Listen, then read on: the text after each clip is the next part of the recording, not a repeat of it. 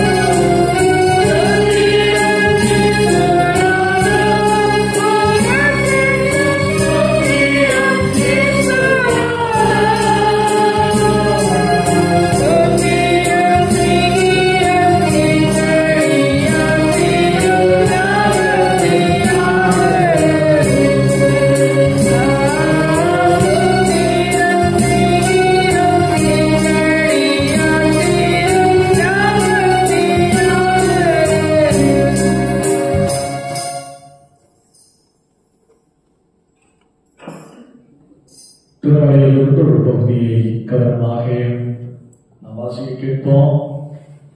லூக்கா எழுதிய நற்செய்தி நூல் 12ஆம் அதிகாரம் 1வது வசனத்திலிருந்து 8வது வசனம் முடிய.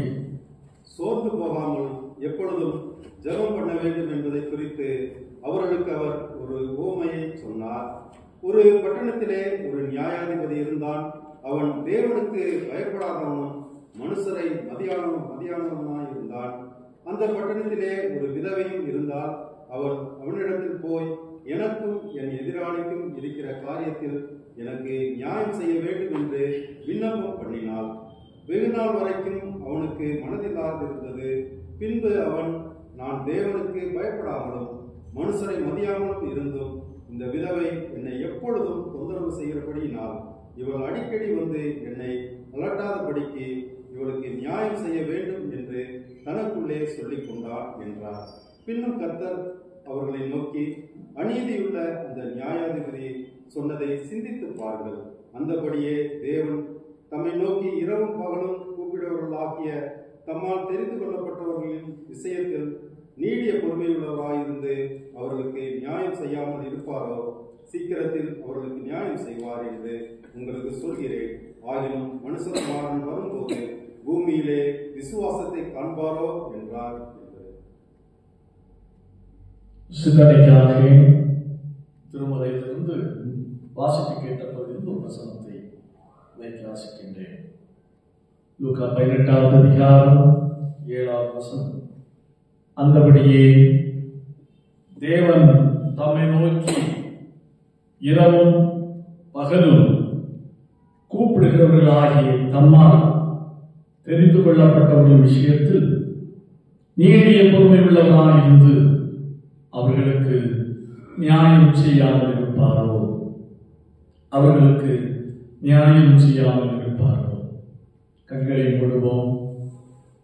ஆண்டவரை நோக்கி பார்த்து நாம் செலுத்தோம்.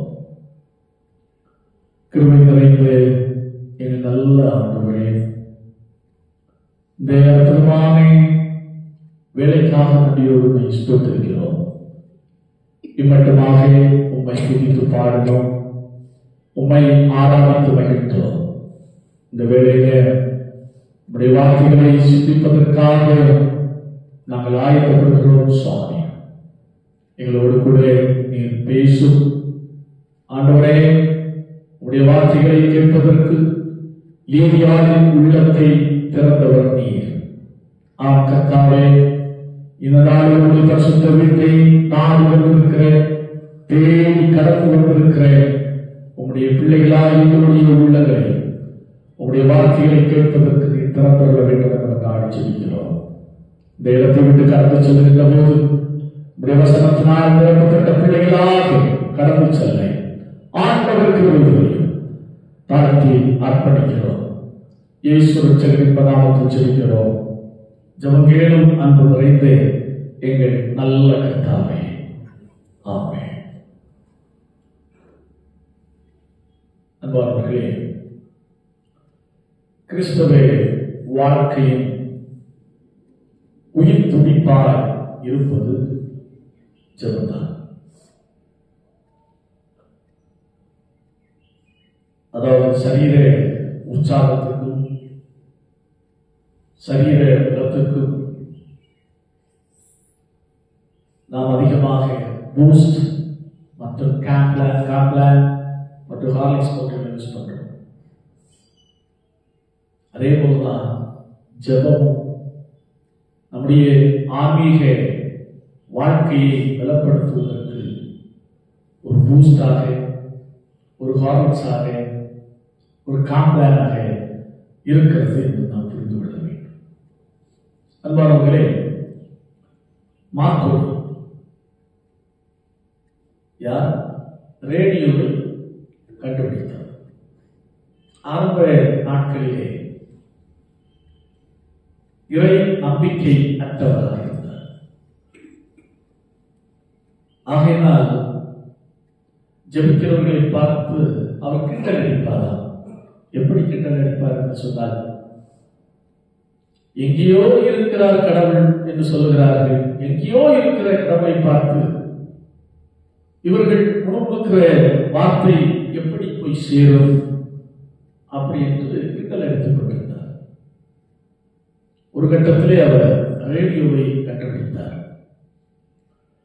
ரேடியோவை கண்டுபிடித்த பிற்பாடு தன்னுடைய வாழ்க்கையிலே ஒன்றை உறுதியாக அவர் நம்பி அதை அறிக்கையும் செய்தார். எப்படி என்று சொன்னால், சாதாரண மனிதனாகிய நான் கண்டுபிடித்த ஒரு ரேடியோ, சாதாரண ரேடியோ எங்கோ இருக்கிற ஒரு மனிதனோடு உறவாக அது துணை புரிகிறது. அப்படி என்று சொன்னால் நிச்சயமாகவே நான் முணுமுணுக்கின்றேன், நான் ஏறெடுக்கின்றேன் மன்றாட்டுகளும் கடவுளுடைய சமூகத்திலே போய் சேர்கின்றன அப்படி என்று சொல்லி அறிக்கை செய்தார். ஆம், கிறிஸ்து இயேசுவுக்குள் அன்பார்களே, ஜெபம் நம்முடைய வாழ்வுக்கு, கிறிஸ்தவ வாழ்வுக்கு அடிப்படை என்பதை நாம் புரிந்து கொள்ள வேண்டும். இங்கே ஒரு ஜெபத்திற்கான நாம் எப்படி ஜெபத்திலே நாம் எப்படிப்பட்டவர்களாக இருக்க வேண்டும் என்பதை உணர்த்தும்படியாக அருமை இரட்சகராகிய இயேசு கிறிஸ்து ஒரு அருமையான உதாரணத்தை முன்வைத்து மக்களை உற்சாகப்படுத்துகிறார்.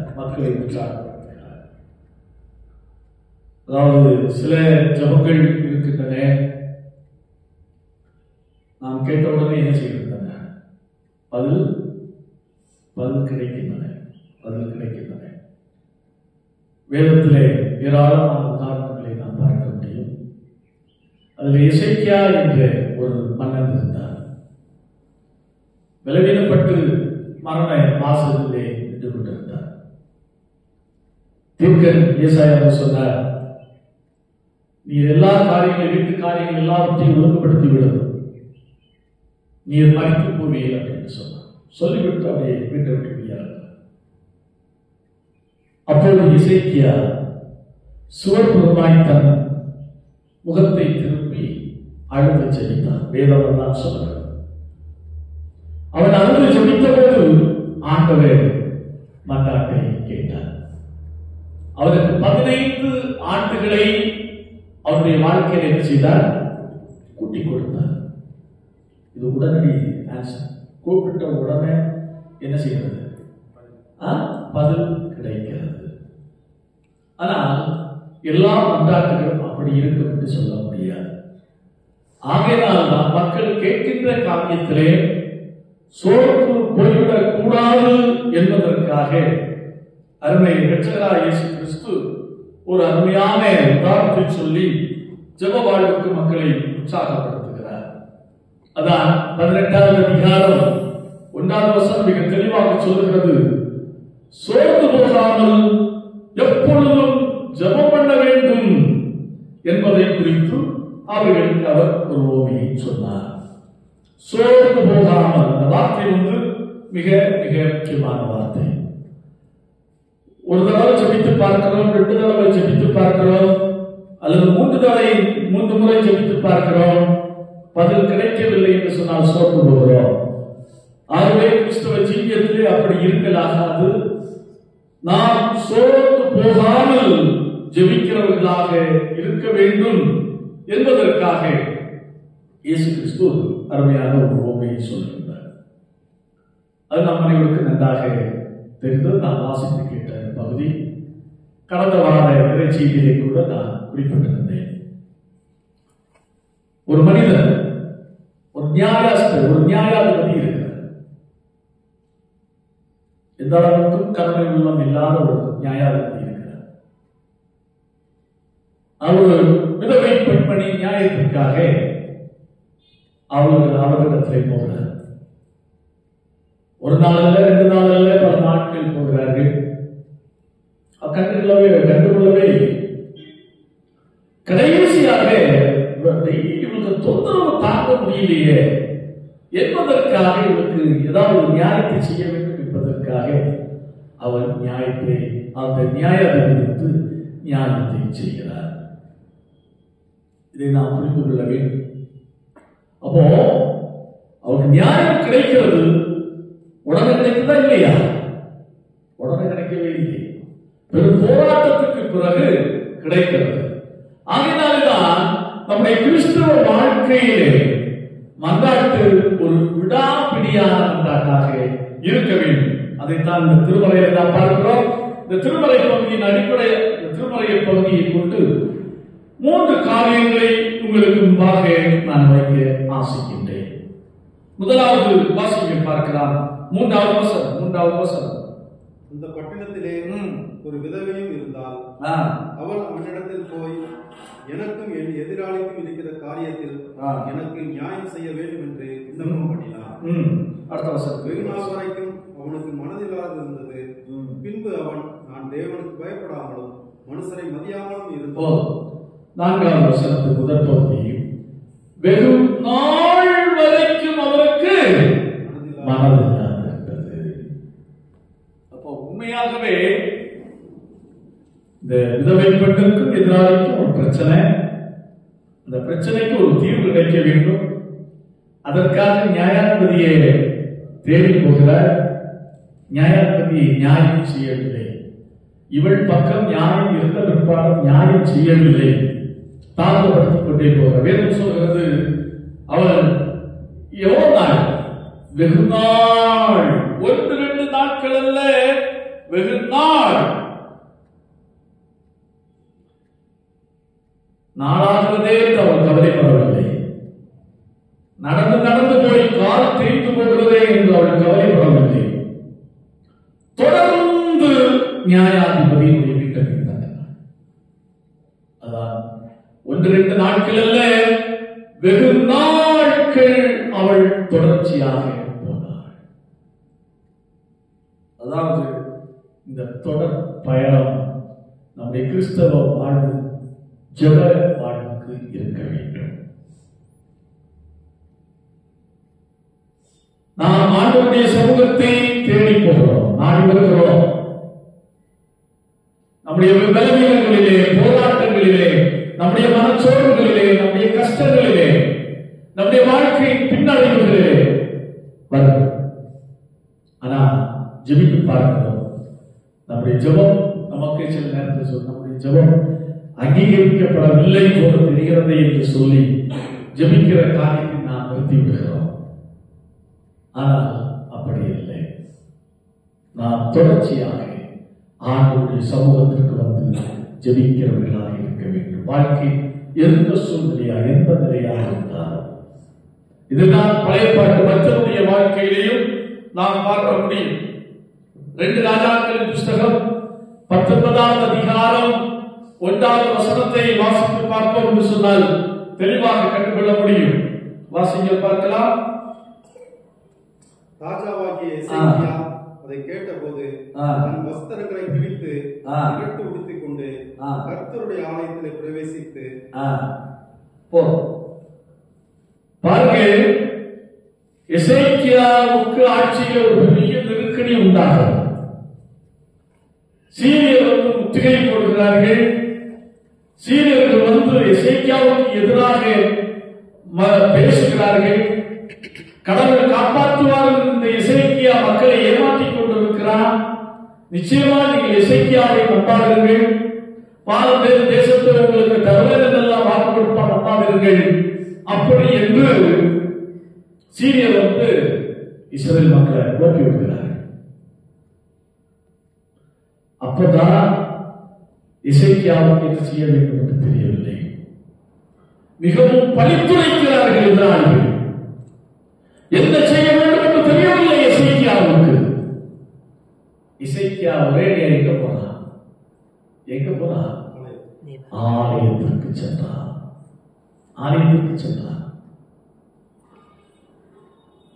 ஒரு பிரச்சனை வருகிறது. இனி படை வீரர்களை திரட்டி என்ன செய்யலாம், ஏது செய்யலாம் அப்படி என்பதற்கு பதிலாக முதலாவது அவன் கால்கள் எதை நோக்கி சென்றன? ஆலயத்தை நோக்கி சென்றன. ஆகவே தொடர்ச்சியாக எந்த காரியத்தை, எந்த நோக்கத்தோடு, எந்த எண்ணத்தோடு ஆண்டவருடைய சமூகத்திலே, சந்தானத்திலே நீங்கள் கடந்து வருகின்ற அந்த நோக்கம் நிச்சயமாக நிறைவேற்றுவார் என்ற நம்பிக்கை விட்டு அந்த நம்பிக்கையோடு நான் வர வேண்டும். தளர்ந்து போகக்கூடாது, சோர்ந்து போகக்கூடாது. இதைத்தான் கடவுளுடைய வாழ்க்கையில் எதிர்பார்க்கிறார். 2 நாளாகம புஸ்தகம் 20வது அதிகாரம் 5வது வசனத்தை வாசித்து பார்க்கின்ற போது அங்கே ஒரு நிகழ்வை காண முடியும். யோசபாத்துக்கு விரோதமாக மோவாப் புத்திரரும் அம்மோன் புத்திரரும் முற்றுகையிடுகிறார்கள். அப்போது அவனுக்கு என்ன செய்யணும் தெரியல. அவனுடைய கால்கள் எங்கே வருகிறது? ஆண்டவருடைய சமூகத்திற்கு, தேவாலயத்திற்கு அவனுடைய கால்கள் வருகின்றன. அதான் வாசிக்க பார்க்கலாம். 2 நாளாகமம் 20வது அதிகாரம் 5வது வசனத்தை வாசிக்கும். இப்பொழுது யோசபாத் கர்த்தருடைய ஆலயத்திலே புது பிரகாரத்து முகப்பிலே யூதா ஜனங்களும் எருசலேமிலும் கூடின சபையிலே நின்று எங்கள் பிதாக்களின் தேவனாகிய கர்த்தர். இது வந்து யோசபாத்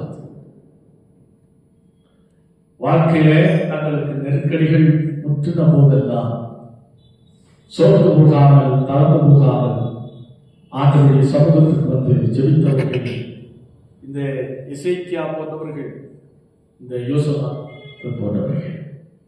அப்போ இது நம்முடைய வாழ்க்கையை நாம் புரிந்து கொள்ள வேண்டும். சில நேரத்திலே ஆலயத்துக்கு வருவதிலேயே நாம் சோர்ந்து போகின்றோம். ஆலயத்தில் போய் ஜெபித்த எனக்கு என்ன ஆயிடுச்சு, அதை நான் கேட்ட காரியம் இதுவரைக்கும் கைகூடி வரவில்லை, அப்படி என்று அநேக நேரத்திலே நாம் மனமடிந்து போகிறோம். ஆனால் மனமடிந்து போகக்கூடாது. அந்த விதவையை போல தவறான உள்ளத்தோடு நியாயாதிபதியினுடைய வீட்டிற்கு அவர் அடியெடுத்து வைத்தது போல நாம் தவறான உள்ளத்தோடு ஆண்டவருடைய சமூகத்திலே கடந்து வர வேண்டும். அது ஒரு தொடர் பயணமாக இருக்க வேண்டும். ஆண்டவருடைய சமூகத்திற்கு வருவது ஒரு தொடர் பயணமாக இருக்க வேண்டும். அது பாருங்கள், விதவை 1-2 நாளில் வெகு நாள் கடவுளுடைய சமூகத்திற்கு சென்றார். அந்த நியாயாதிபதியுடைய வீட்டுக்கு சென்றார். அடுத்தது பாருங்கள், மட்டுமல்ல 5வது வசனத்தை வாசிக்கும். 8வது வசனம், 18வது அதிகாரம் 5வது வசனம். இந்த விதவை என்னை எப்பொழுதும் தொந்தரவு பாருங்க, 2வது மிக முக்கியமான காரியம், தொடர்ந்து நடந்தார். காலையில் நேர்ந்தாலும் பரவாயில்ல, நாட்கள் போனாலும் பரவாயில்ல, நியாயாதிபதியினுடைய வீட்டிற்கு தொடர்ச்சியாக பயணத்தை மேற்கொண்டார். 2வது இடத்திலே காணப்பட்ட காரியம் என்னவென்று சொன்னால், தொந்தரவு செய்தாள். அது ஒரு மிக முக்கியமான காரியம். ஐயா, எப்படியாவது எனக்கு நியாயத்தை செய்யும் ஐயா, எப்படியாவது நியாயத்தை செய்யும் ஐயா, அப்படி என்று தொடர்ச்சியாக அவள் தொந்தரவு செய்து கொண்டே இருந்தார். உண்மையாகவே அவளை பார்க்கின்ற போது விதவை பெண்மணி, அவளுக்கு ஆழ்பலம் இல்லை, அவளுக்கு பணபலம் இல்லை, அவளுக்கு அதிகார பலம் இல்லை. ஆகையினால வேற வழி இல்லை. கொஞ்சம் வாய்ப்பு வசதி இருந்தால், கொஞ்சம் சமூகத்தில் உயர்ந்த நிலையில் இருந்தால் யாரையாவது போய் பார்த்து எடுத்து அழுத்தம் கொடுக்கலாம். காலதாமதம் வேண்டாம் ஐயா, கொஞ்சம் நியாயத்தை செய்யுங்கள் என்று அழுத்தம் கொடுத்திருக்க முடியும்.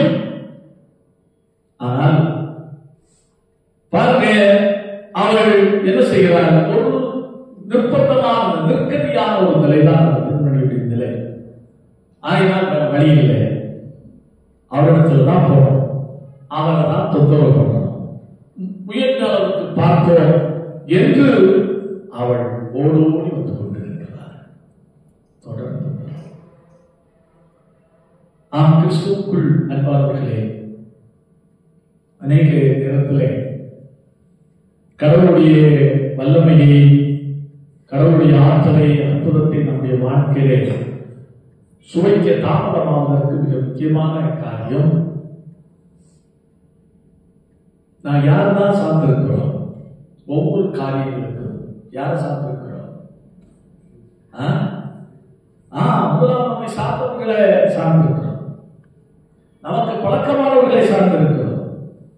யாரை வைத்து எப்படி முடிக்க முடியும், இந்த காரியத்தை செய்ய முடியும், அப்படி என்றுதான் நாம் முயற்சித்துக் கொண்டிருக்கிறோம்.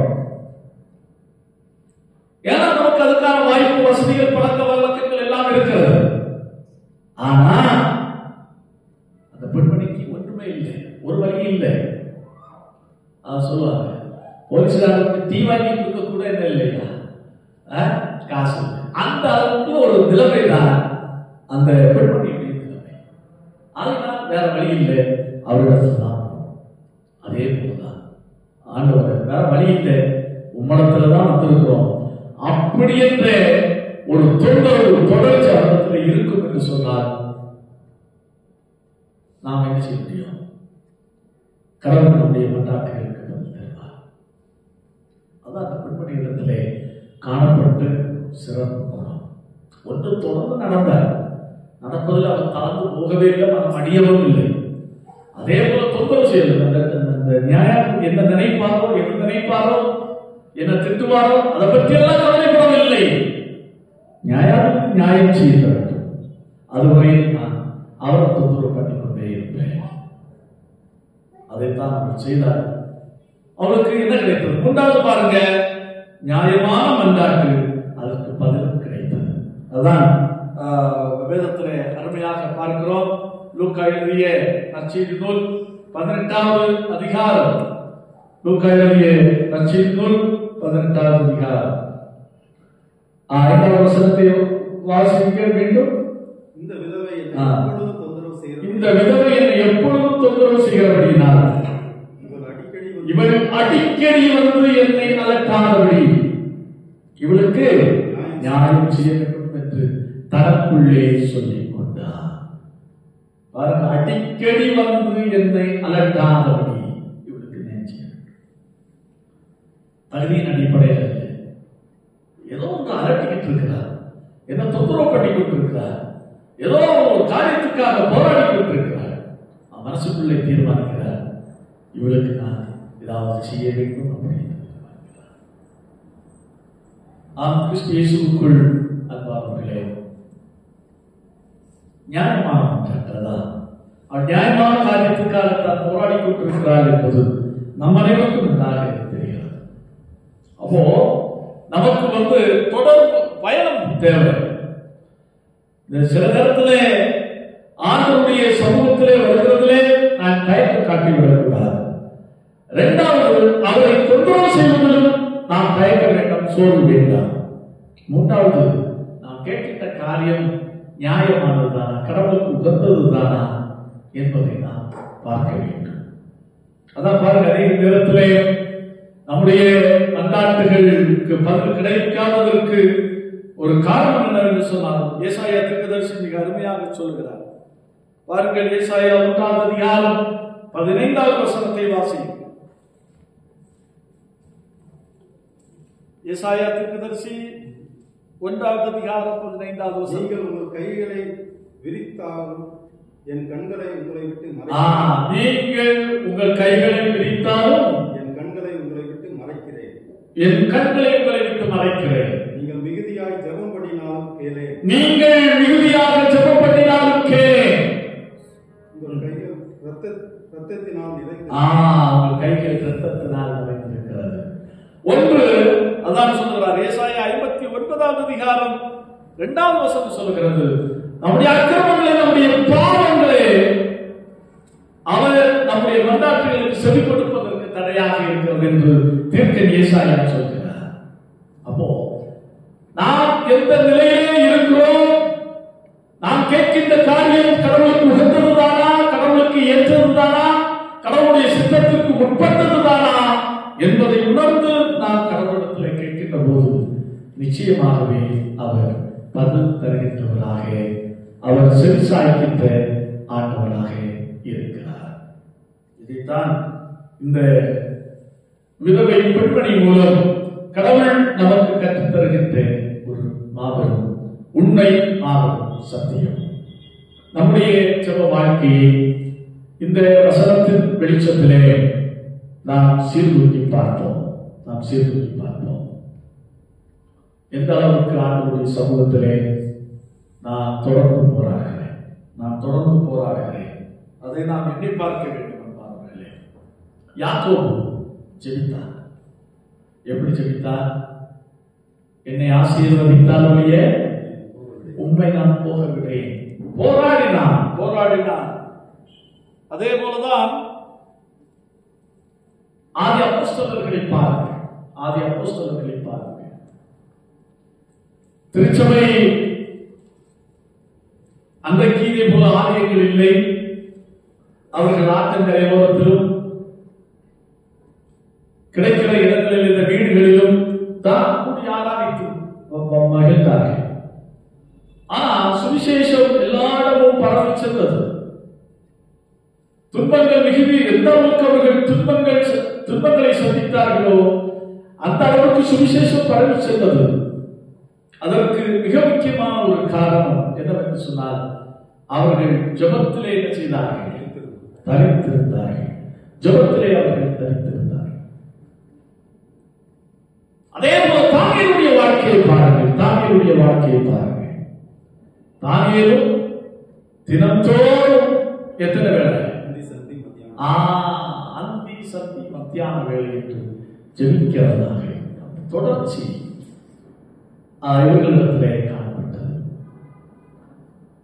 ஆகவே அன்பானவர்களே, கடவுள் உண்மையான ஒரு ஜெப வாழ்வுக்கு நம்மை அழைக்கிறார். சோர்வு போகாமல் ஜெபிக்கக்கூடிய ஒரு ஜெப வாழ்வுக்கு நம்மை அழைக்கிறார். நாம் எண்ணி பார்ப்போம், நம்மை ஆராய்ந்து பார்ப்போம், ஆண்டவருடைய சமூகத்திலே நம்மை அர்ப்பணிப்போம். திருச்சபையிலே சீர்திருத்தத்தை உண்டாக்கின மார்ட்டின் லூத்தர் 16ஆம் நூற்றாண்டிலே ஒரு மாபெரும் திருப்புமுனை சீர்திருத்தத்தை திருச்சபையில் ஏற்படுத்தியவர். தன்னுடைய அனுபவ ரீதியாக சொல்லும்போது, தினந்தோறும் அதிகாலை வேளையிலே 3 மணி நேரம் ஆண்டவருடைய சமூகத்திலே தரித்திருந்து நான் ஜெபிக்கிறேன். 3 மணி நேரம் ஜெபிக்கிறேன்.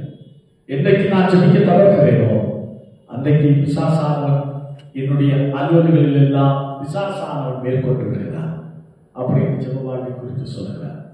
ஆகவே நாம் உணர்வோம், நாம் சிந்திப்போம். உண்மையான ஜெப வாழ்வுக்கு நம்ம ஏற்படுத்தும். எந்த சூழ்நிலையில் சோர்ந்து போகாமல் ஆண்டவருடைய திருவுள சட்டத்துக்கு உட்பட்டு தொடர்ந்து ஜெபத்திலே போராடுவோம், வெற்றி பெறுவோம். ஆண்டவர் தாமே இந்த வார்த்தைகளை கொண்டு நாம் ஒவ்வொருவரையும் ஆசீர்வதிப்பாராக. ஆமென். எல்லாவற்றுக்கும் மேலான தெய்வ சமாதானம் உங்கள் இருதயங்களில் சிந்தனைகளில் கிறிஸ்து இயேசு நாமத்தை கற்றுக்